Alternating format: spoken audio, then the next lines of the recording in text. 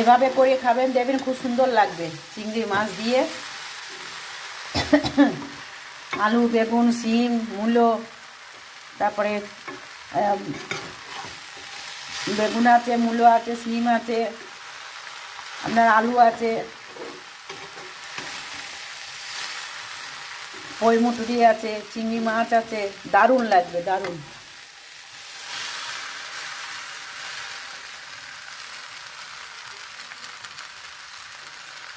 এবার আমি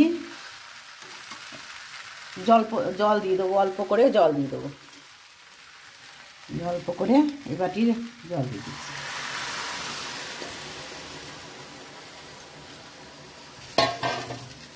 সেদ্ধ হবে।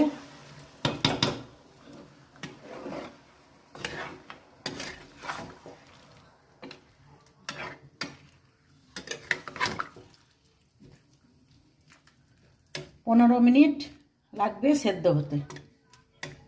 আলুগুলো এখনো সেদ্ধ হয়নি।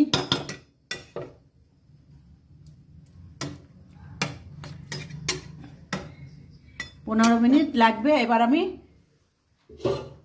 ঢাকা দিয়ে দিলাম, 15 মিনিট পর খুলে দেবো।